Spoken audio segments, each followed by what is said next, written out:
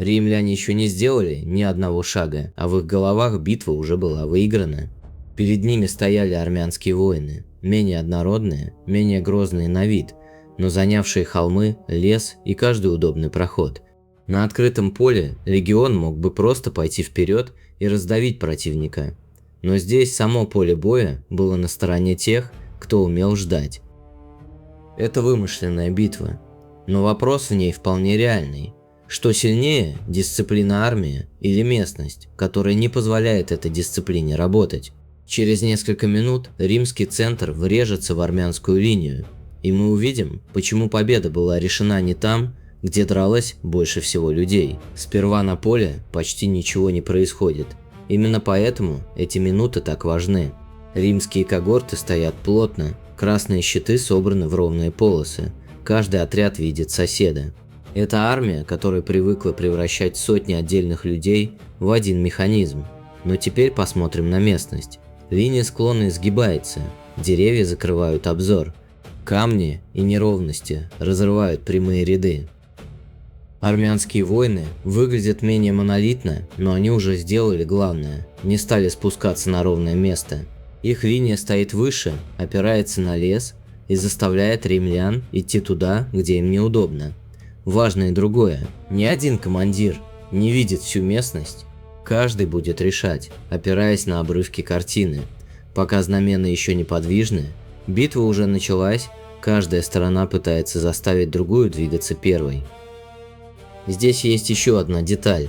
Римская армия стоит лицом к врагу, но ее тыл тоже зажат склоном и деревьями. Если передние ряды остановятся, задние не смогут быстро развернуться или обойти пробку. Значит, первый контакт будет важен не только сам по себе. Он определит, останется ли у легионов место для маневра. Для армян все наоборот. Уступить несколько шагов не страшно, пока сохраняется высота. Их задача не удержать каждую точку, а заставить тяжелую римскую линию терять строй метр за метром. Первыми движутся римляне. Сначала медленно, почти осторожно. Передние когорты идут по склону, задние пытаются не отстать, и уже здесь возникает первая трещина. Строй остается красивым, если смотреть на него издалека. Вблизи между отрядами появляются зазоры. Пока они не опасны, но через них уже можно проскользнуть взгляду, сигналу, а затем и вражескому отряду. Армяне не бросаются навстречу, они сохраняют высоту и тянут римскую линию дальше. Если римляне остановятся, они отдадут инициативу, если ускорятся, растянут свой строй. Поэтому легаты выбирают самое римское решение – идти вперед и верить, что первый удар все исправит. И вот расстояние сокращается, теперь видны отдельные щиты, кони за пехотой, последние перебежки командиров. Еще мгновение, и управлять битвой с холма больше не сможет никто. Для римского командования это неприятная развилка. Можно двинуть вперед всю линию, но тогда медленные когорты будут тормозить быстрые. Можно отпустить передние отряды, но тогда они примут первый удар без надежной поддержки. Легаты пытаются сохранить баланс, но склон постоянно меняет скорость движения. То, что на карте выглядело одной стрелкой, в реальности превращается в десятки несовпадающих решений. Первыми сталкиваются не воины, а две идеи о войне. Воины Рима входят в контакт плотной массой. Передние ряды принимают удар, задние давят им в спину, и вся линия пытается сделать один общий шаг. Армянские воины встречают их на месте. Они не пытаются передавить легион одним толчком. Их задача проще и страшнее – не отступить в первые секунды. Именно теперь римское преимущество должно было стать очевидным, но мы видим другое. Красная линия врезается в серо-голубую, но не проходит сквозь. На склоне нельзя равномерно подавать вперед свежие ряды. Часть легионеров уже дерется, другие еще только ищут место, а командиры уже не видят, где заканчивается их собственный отряд. Поле боя исчезает, остается только толпа, металл и давление со всех сторон. И вот здесь армяне делают то, чего римляне не ожидали. Они не ломаются. Каждая лишняя секунда, которую они выстаивают, отнимает силы у римского удара. И если легион не прорвется сейчас, дальше ему придется не наступать, а выживать. Вокруг первой линии уже образуется пояс из павших и брошенных щитов. Он мешает наступающим не меньше, чем защитникам. Каждый новый ряд римлян входит в бой уже не по траве, а по разбитому и скользкому месту. Темп падает. Армяне пока не побеждают, но они уже лишили римскую атаку главного оружия – ровного, безостановочного движения. Теперь битва распадается на десятки маленьких схваток. В одном месте римские щиты продавливают фронт, в другом армянские воины вклиниваются в зазор и заставляют когорту разворачиваться прямо под ударами.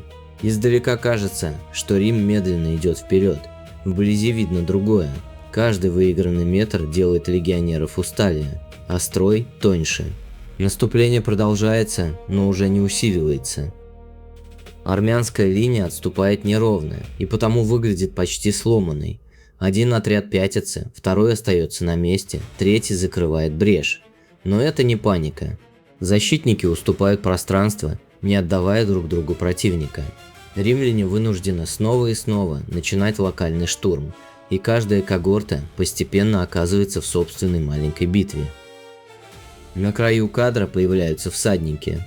Римское командование будто получает шанс одним ударом решить то, чего не смогла добиться пехота. Но коннице негде разогнаться.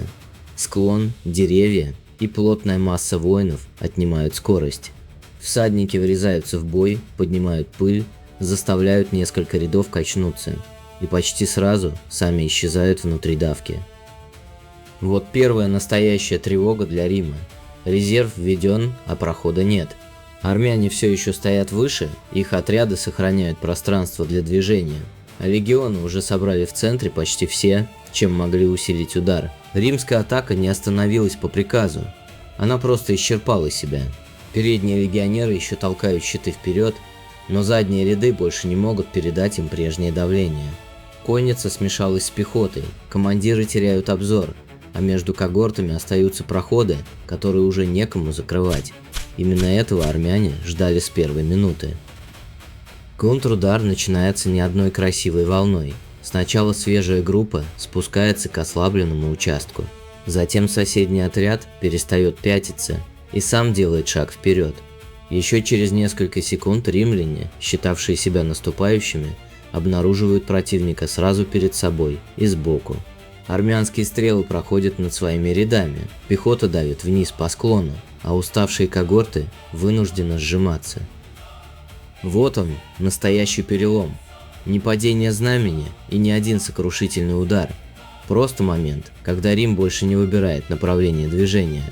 Легионеры еще сражаются, но теперь они отвечают на чужие решения. Армяне усиливают давление там, где римские отряды потеряли связь. Каждая попытка легионеров выровнять линию открывает новый зазор. Каждая короткая остановка позволяет защитникам подтянуть соседей. Римская машина не разбита одним ударом. Ее детали одна за другой перестают работать вместе. Слом армии редко выглядит как одна большая волна бегства. Он начинается с маленьких решений. Когорта делает несколько шагов назад, чтобы вернуть строй. Соседний отряд принимает это движение за отступление и тоже пятится.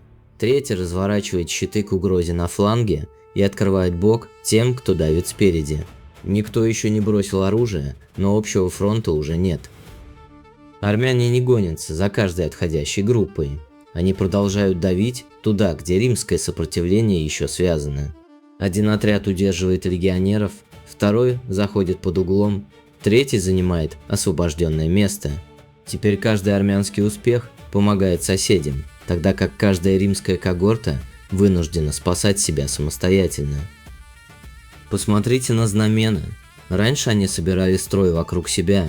Теперь между знаменем и ближайшими легионерами появляются чужие щиты. Приказ может быть правильным, но ему уже не по чему пройти. Крики командиров тонут в шуме, пыль закрывает соседние подразделения, а отступление вверх по разбитому склону превращается в давку. Римская армия все еще существует на карте. На поле остались только отдельные когорты. Они опасны, они продолжают драться и даже могут отбросить противника на нескольких метрах.